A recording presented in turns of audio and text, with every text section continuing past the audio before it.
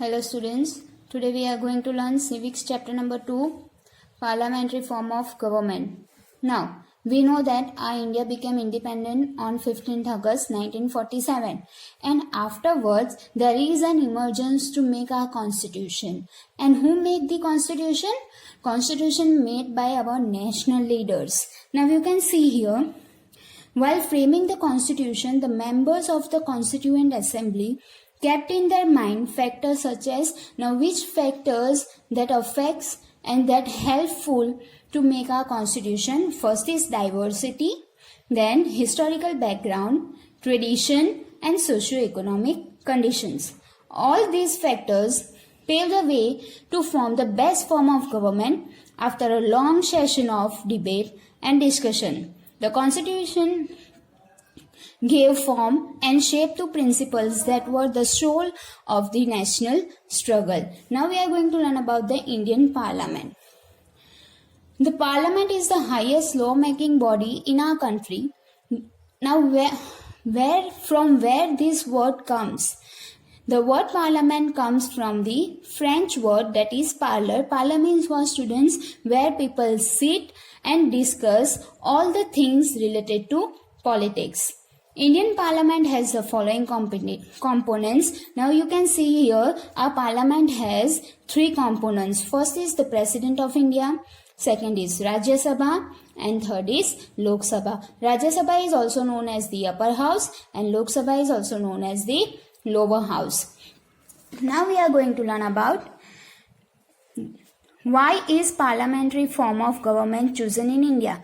Why we choose parliamentary government in India. First reason for that, you can see here, the British rule in India lasted for more than 200 years and the constitution makers observed it working and decided to implement it in India. The Britishers rule over us more than 200 years. So we admire their policies, we adopt their policies, right? So we know how they were working. That's why our national leaders, our framers of constitutions, follow that policies. Second, in these types of government, the executive is the part of legislature, hence the chances of conflicts are minimum. Now, we know that executives make two roles. First, they make the laws and they execute the laws. So now onwards, what happens, students? Executives does legislature's work.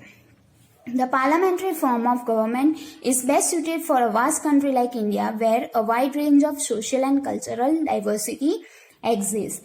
Next, the parliamentary form of government establishes mutual harmonious cooperation between the executives and the legislature. We earlier in the second point, we learned that executives does legislature's work, means they make laws. That's why they have the cooperation, they have the cooperative relationship between them.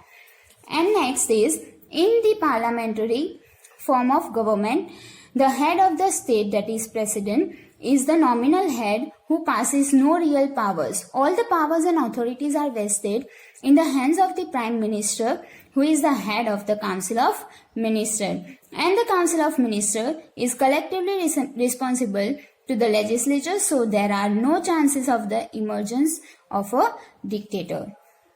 State where the head of the state, the president, is an elected representative and not a hereditary ruler as monarch. Now see what, students.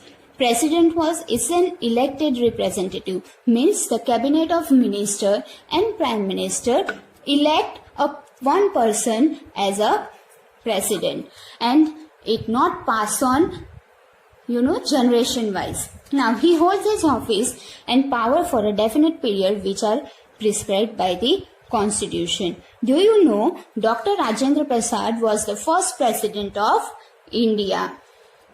The president of India is the constitutional head of the state. He is selected for a fixed period of 5 years but can be re-elected after the completion of his tenure. We know that. Now see, president is elected for 5 years and after 5 years he re-elected for the same 5-year period. Now what are the qualifications to be a president?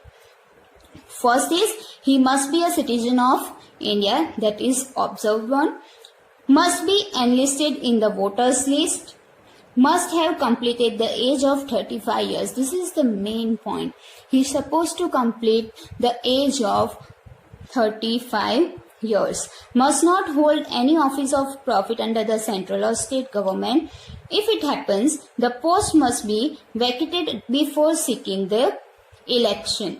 Now what do you mean by this point, student? So he does not supposed to work in any government offices. Means he do not supposed to be a civil servant. And if he is doing work in any government offices, then he is supposed to resign that position and to be present in the election. Now, how is the President of India elected? General citizens do not play any role in the presidential election. He is elected indirectly by the Electoral College, consisting of the elected members of both the houses of parliament and of the legislative assemblies of the state in accordance with the system of proportional representation. What I said earlier to you, that is how president is elected. It is not elected by normal population, but it is elected by the electoral committee. Now what is the electoral committee? So I said cabinet of ministers means Lok Sabha and Rajya Sabha's members elect the president. Now, tenure of the office. The President of India is elected for a fixed tenure of 5 years. He can be re-elected as well. President's office may fall vacant in case of sudden death and resignation or through the impeachment if there is any violation of the Constitution on part of the President. What is the condition? If there is a sudden death and resignation is there, then President's position must be vacant, right? Now, if a president do any misbehave, or we can say if he does not follow any constitution law, then that place should be vacant. Means he is supposed to leave that position if he does not able to follow the constitutional rules. Now, the resolution of impeachment may be moved in either houses of parliament. The upper house means Rajya Sabha and the lower house is Lok Sabha. If he is not following the constitutional rules properly, then he is supposed to resign that post, means the president post, when he has given the post of Rajya Sabha's member or the Lok Sabha's member. Impeachment is a very complex process. Till date, no president of India has been impeached. Impeach means for students, so I already explained you. And till date, in India, no president of India has been impeached. Now, salary and allowances. The president used to get rupees 90,000 earlier as salary per month, which has now been raised to rupees 1,50,000 along with other allowances as permissible by the law from time to time. Now, powers of the president. What are the powers they have? The president is the head of the Indian Republic. We know that he enjoys vast powers. Some of his powers are listed below. First is executive power. We know the meaning of executive. Executive means what? Observe, execute something. Now, being the head of the state, he or she makes all the important official appointments, administer all the union territories, and all the treaties become effective only after the president's assent. Means approval. If president approve some treaties, then it is effective. If the president does not approve any treaties, it is not effective. Now, second is judicial power. Now, what are the judicial powers? Appoints the Chief Justice of the Supreme Court and High Courts and other judges of the Supreme Court and High Courts. Judicial power means for students, so I'll explain earlier to that. Judicial power means a power if a people not follow the constitutional rules properly, then they supposed to be punished. And they punished by whom? By the Supreme Court and High Courts judges. Now, Other judges of the Supreme Court and High Court, all the chief judges and judges are appointed by the President. He is not answerable to any court of law for discharge of his or her duty. If he is able to appoint the duty to any judges, then he has the same capacity or same honor to resign or to discharge that person from that duty. Has the power to grant pardon, reprieve, respite or remission of punishment, or may reduce or remit the sentence of any convict. Now we are going to learn about the legislative powers. What are the legislative powers? The President summons the Parliament twice in a year, has the power to dissolve the Lok Sabha. If there is any meeting of Lok Sabha is happening, then the President can dissolve that. No bill can become a law without his or her approval. Bill means was student to any law. If any person or if any minister wants to add some new rules or some new laws in the constitution, so that is known as bill, and it is not approved without the permission of President. Has the power to issue ordinance when the Parliament is not in session. Now, financial powers. No money bill can be introduced in the Parliament without his or her prior permission. Money bills are related to money. Has the power to sanction money from the contingency fund. And emergency powers. He and she can use his or her emergency powers under the following conditions. First, in case of financial crisis, in case of failure of constitutional machineries, in case of foreign aggression. And the last one is martial power. He or she is the supreme commander of the Defence Force of India. Defence Force means Army, Navy forces, Air forces, right? They are the supreme commander of these forces. Now we are going to learn about the Vice President.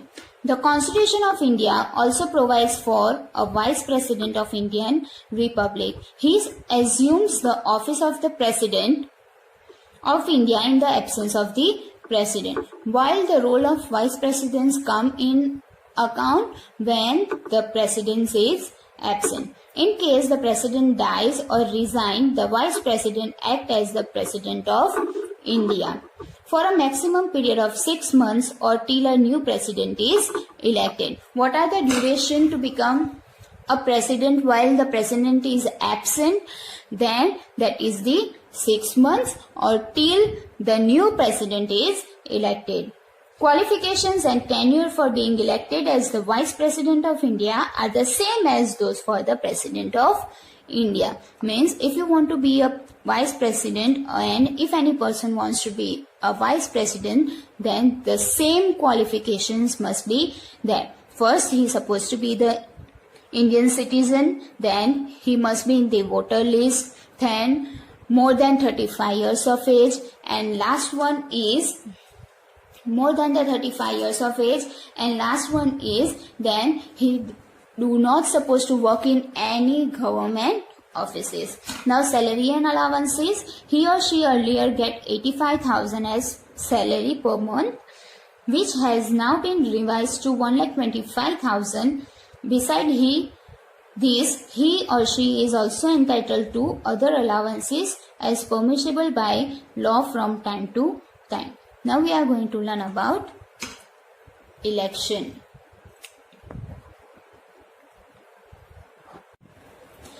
The Vice President of India is elected by an electoral college which consists of both the houses of parliament, namely Lok Sabha and Rajya Sabha.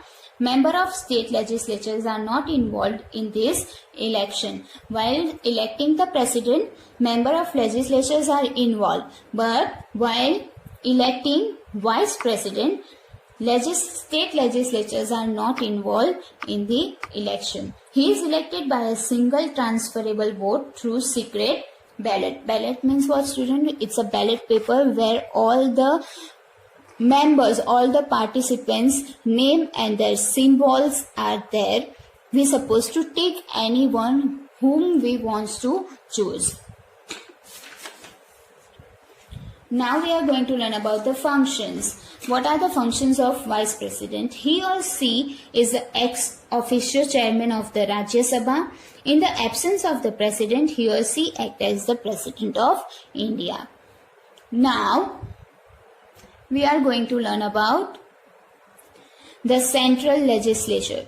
In Central Legislature, two parts are there. One is Lok Sabha and second is Rajya Sabha. First, Lok Sabha is the lower house and Rajya Sabha is the upper house. First, we are going to learn about the Lok Sabha. The Lok Sabha is referred to as the lower house of Parliament. It is also known as the House of the People because all its members bearing to or directly elected by the people.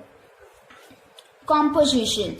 The Lok Sabha can have, composition means what? The maximum strength of members. How many members should be there? The maximum strength of Lok Sabha is 552 members. Out of these, 530 members represent the state. Then 20 members can represent union territories and remaining 2 members are nominated by the President of India from the Anglo-Indian community. The total number of members from the state depends upon their population. Now, 530 members represent the state. Now, it depends on the population of that particular state. Now, tenure, duration, time duration.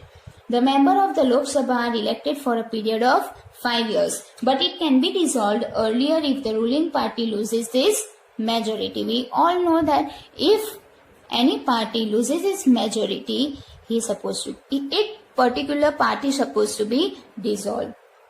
But in case of an emergency, the president can extend it for a period of 1 year. And if there is any emergency period is there, then president can extend that party's timing duration up to the 1 year. Now, what are the qualifications to become a member of Lok Sabha? First, must be the citizen of India.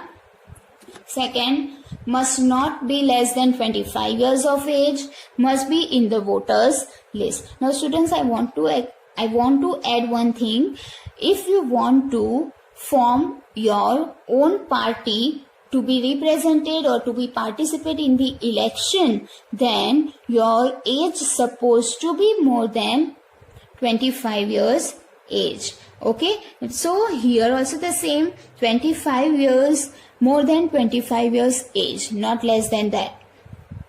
Now, election. Who elect the Lok Sabha members? The members of the Lok Sabha are directly elected by the people. They are called members of Parliament. For this purpose, the whole country is divided into 2 constituencies. Every adult citizen of India can vote on the basis of secret ballot to elect the candidate of his or her choice from respective areas. After the elections are over, the party that secures the maximum seat is invited by the president to form the government. This process we already know. Now, the speaker and deputy speaker. The newly elected members of the Lok Sabha elect its chairman and vice chairman, known as the speaker and the deputy speaker respectively. The vice chairman or deputy speaker act as the speaker of the Lok Sabha when the speaker is on leave or resigned from his post. Now, the same situation created here when the chairman is resigned or sudden death is there or leave the particular post, then on the place of chairman or on the place of speaker, deputy speaker plays a role. Now we are going to learn about the Rajya Sabha. Composition. The upper house of Indian Parliament is known as Rajya Sabha. The total strength of Rajya Sabha is 250 members. This strength of the Rajya Sabha is divided into 2 parts. First is elected members and second is nominated members. Now, at present, the total strength of the members of Rajya Sabha is 245. Through its maximum strength is 250 members. Among them, 238 members represent the state and union territories, and 12 are nominated by the President of India to give representation to persons of distinction in the sphere of literature, science, art and social services. Now other that are 12 who nominated by President, they supposed to be from the which sphere, which section, that is literature, science, art and social services. We see that so many times in Lok Sabha and Rajya Sabha, some famous actor and actresses are there. That is art. Means President select particular person from a particular section that are known by the people, that are the famous, they have the popularity. Now, what are the tenure? The Rajya Sabha is a permanent house. It is not subjected to dissolution. It's a permanent house. A member of the Rajya Sabha is elected for a fixed period of 6 years. 1/3 of his total members retire after every 2 years. Means if the total seats are 245, from 245 members, 1/3 members are retired after every 2 years. Presiding officers of Rajya Sabha. Like the Lok Sabha, the Rajya Sabha also has a chairman and deputy chairman, means speaker and vice speaker.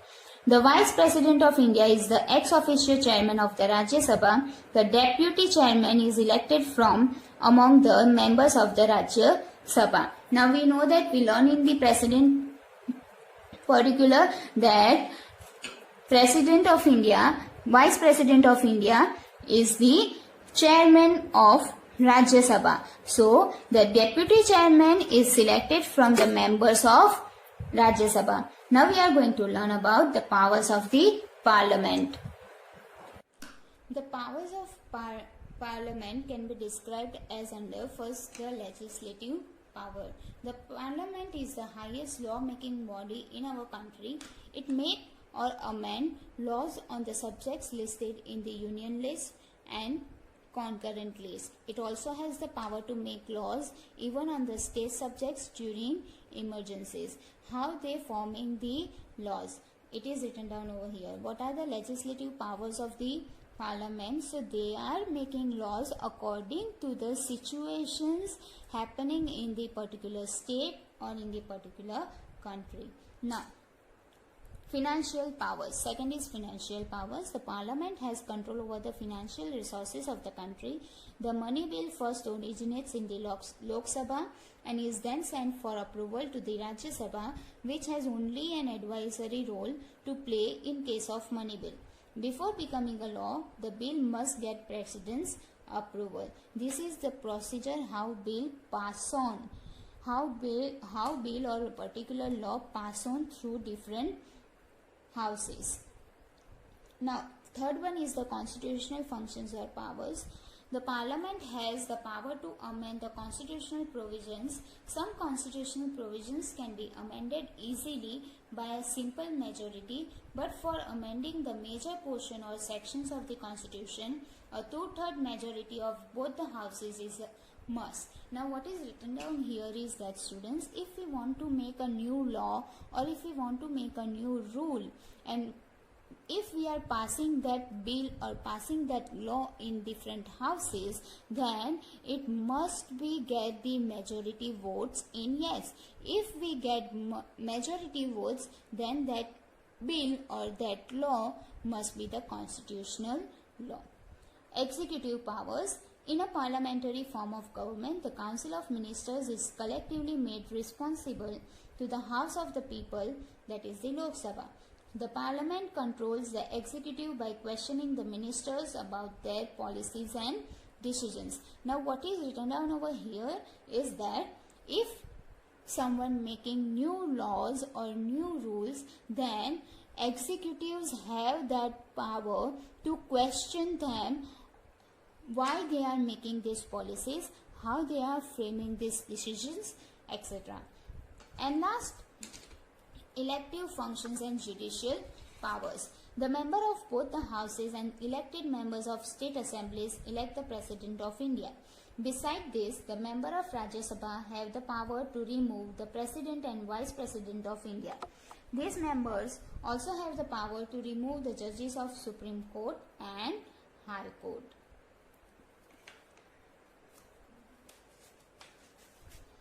Now, most important, form bill to law. How we form our bill to law.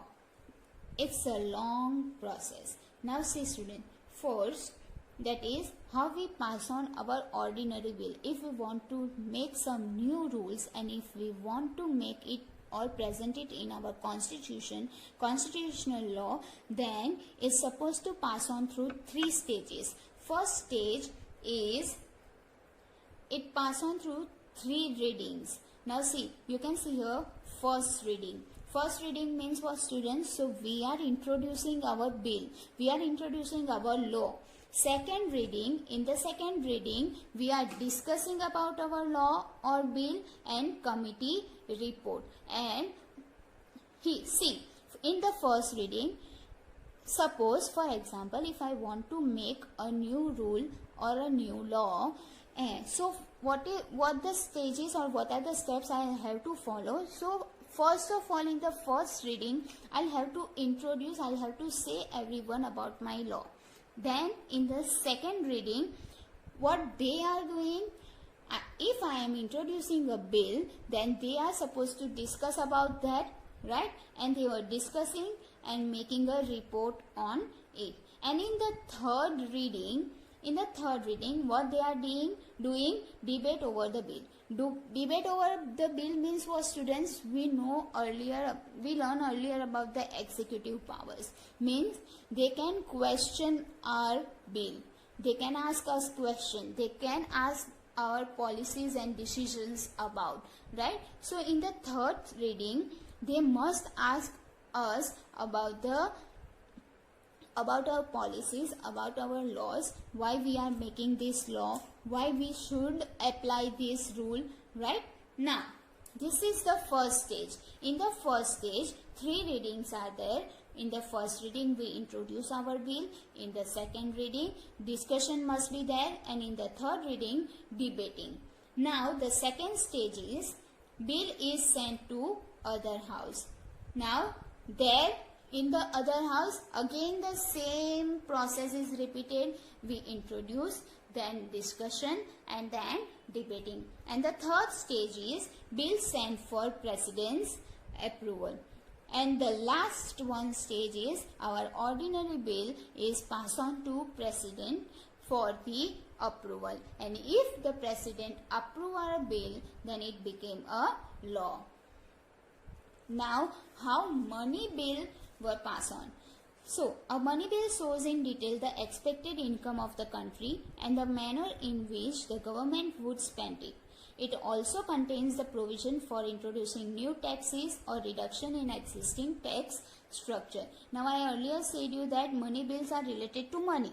So, in the money bill, what kind of things is present? So, it is here, it might be given the new provisions about the taxes, reductions in taxes, and any existing structure and income, current income of our country. The money bill originates only in the Lok Sabha. It originates by only in the Lok Sabha members. The upper house has no power to delay it more than 14 days or bring a change in it. And if Rajya Sabha wants to make some changes in that particular money bill, then they has 14 days and they supposed to pass on that bill in the 14 days. The Rajya Sabha may suggest some changes in the format of the money bill, but the Lok Sabha is not bound to accept these changes. And if Rajya Sabha wants to make some changes and Lok Sabha does not want to make some changes according to Rajya Sabha, so Lok Sabha is not bound to that particular one. Later on it is sent to for the President approval. Now we are going to learn about the Prime Minister and the Council of Ministers. The Prime Minister of India is the real head of the executive and is the pivot around which the whole constitutional machinery revolves. The Council of Ministers headed by the Prime Minister of India is the most powerful institution of Indian politics. Appointment of the Prime Minister and the Council of Ministers. The leader of the majority party is generally elected as Prime Minister by the President of India. On the advice of the Prime Minister, the Council of Ministers is also appointed by the President. Means the Council of Ministers had Educational Minister, had Health Minister, Home Minister. All that ministers are selected by Prime Minister and President. Sometimes a non-member of the Parliament can also be made a cabinet minister, but in this case the candidate must get elected to the Parliament within a period of 6 months. Now, role of Prime Minister. On the advice of Prime Minister, the President can dissolve the Lok Sabha. Means with the advice of Prime Minister, President can dissolve or cancel the Lok Sabha. The Prime Minister acts as a chain between Council of Ministers and President. Why it is chain between Council of Ministers and President? Because Prime Minister is the head of Council of Ministers. So he has the contact with Council of Ministers and even he has contacts with Presidents. All the appointments are made by the President of India in consultation with the Prime Minister, and the Prime Minister also advises the President on summoning the Parliament and declaration of emergency. Now we are going to learn about Council of Ministers. Now we are going to learn about Council of Ministers. The Council of Ministers consists of 3 types of ministers. These are Cabinet Minister, Ministers of State, Deputy Ministers. The size of the Council of Ministers. Now first we are going to learn about the Council of Ministers. The size of the Council of Ministers is not fixed by the Constitution of India, but according to the 91 Constitution Amendment Act, the Council of Ministers shall not be more than 15% of the total strength of the Lok Sabha. We already learned the strength of Lok Sabha, that is 552 members. It is mentioned over here, right? Total Lok Sabha's size, or we can say strength, is 552 members. Now, when the 91st Constitution Amendment Act is made, in that particular act, they were mentioned that the Council of Ministers shall not be exceed or shall not be more than 15% of the Lok Sabha's strength.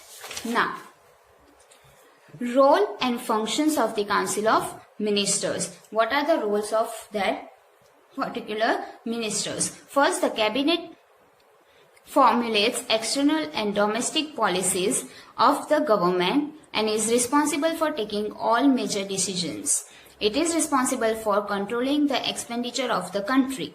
First is what? It formulates external and domestic policies of the government. Formulate means to allow the people to follow that, or to give that a permit to the people to follow the rules, right? So these ministers instruct people to follow the government policies. And second role of that Council of Ministers are, they were responsible for controlling the expenditure of the country. Now, government's accountability to the Parliament.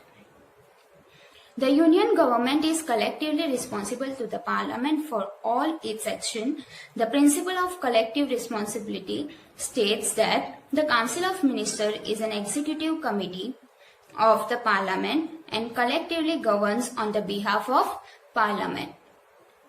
Executive committee means what, student? Executive committee means, we already know that execute the law, right? Execute that people are following the laws properly or not, right? Now, a minister in charge of any department is responsible or answerable for any shortcoming in the policies and decisions related to this department. In case of a lapse, he is responsible to the Parliament. Lapse means gap of time. if some rules are passed on by the houses, lower house and Rajya Sabha and Lok Sabha, if pass down some bills or some laws, and if that laws are not followed by people properly in the particular time or in a particular duration, that lapse time, they were responsible for that lapse duration. In such circumstances, the Prime Minister can ask for his resignation to save his government. The Lok Sabha can also pass a vote of non-confidence against the cabinet by rejecting a budget. And on the other hand, all the major decisions are taken by the Council of Ministers and Parliament only approves them. The President expressed the policies of the Council of Ministers. Now we learn the stages of passing the bill, right? That is mentioned over here. That bills were passed down by the Council of Ministers and that approved by the Parliament. Now we are going to learn about the issues of Minimum Wages Act.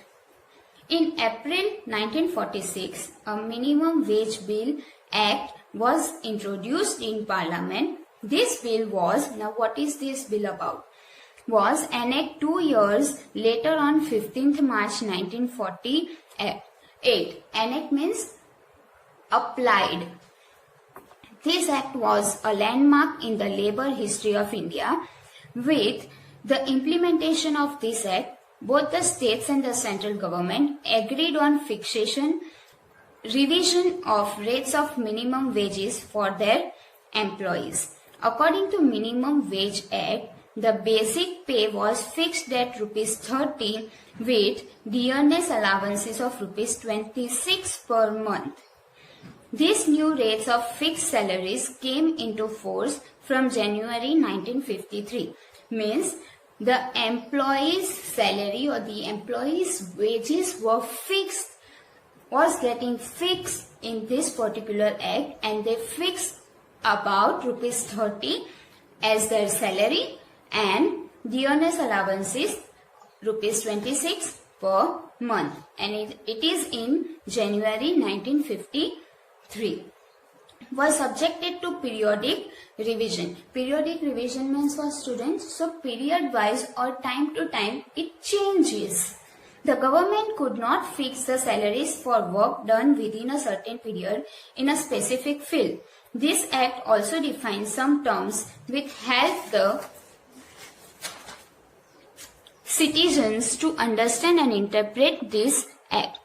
Means for students, government could not decide the salary or wages of particular person, right?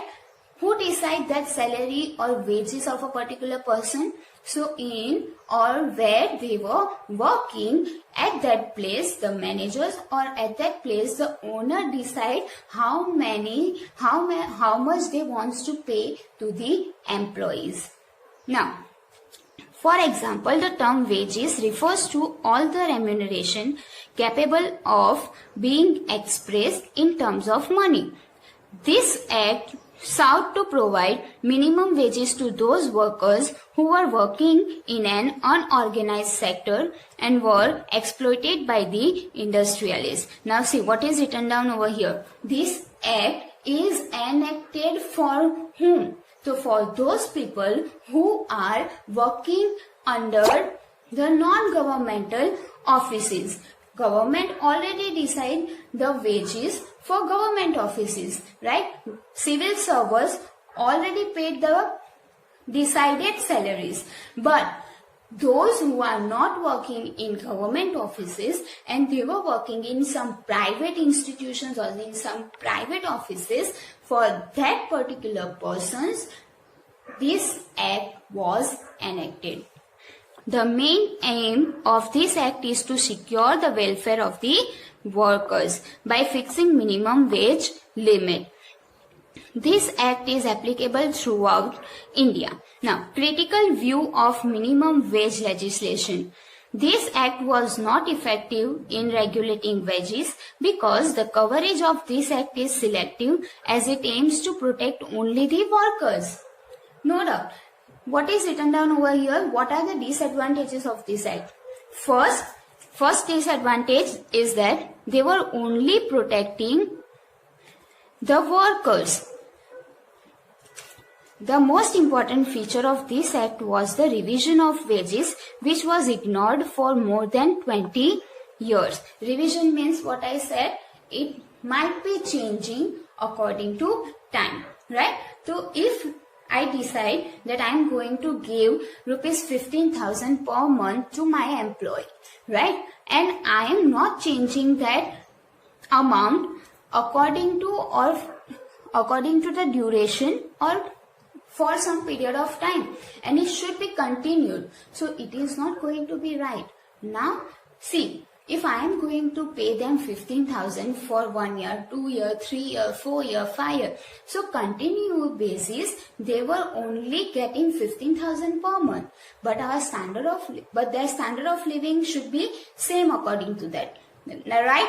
But our economic condition is going to be down. Our economic condition is not going to be grow. Right? Now, to overcome this drawback, it was amended in 1990s. It recommended that timely revision of wages should be done. But this recommendation was also not implemented and the workers' dream remained unfulfilled. Again in 2006, a parliamentary committee on National Rural Employment Guarantee observed that minimum wages varied from state to state. Moreover, the worker had to work under the unhygienic condition. In this particular act, there are so many changes done. First change is done in 1990s, where it should be there. What should be there? The timely revision of wages should be there, but it is not implemented. Again in 2006, it is going to be done, but workers' satisfaction or workers' wages are not going to be improved. Now you can see this here. The Indian Parliament. Again, we are going to revise the chapter. First, we learn about the president. What is written down over here? An elected representative. Who elect the president? The elected representative and constitutional head of the state. Now, term elected for 5 years.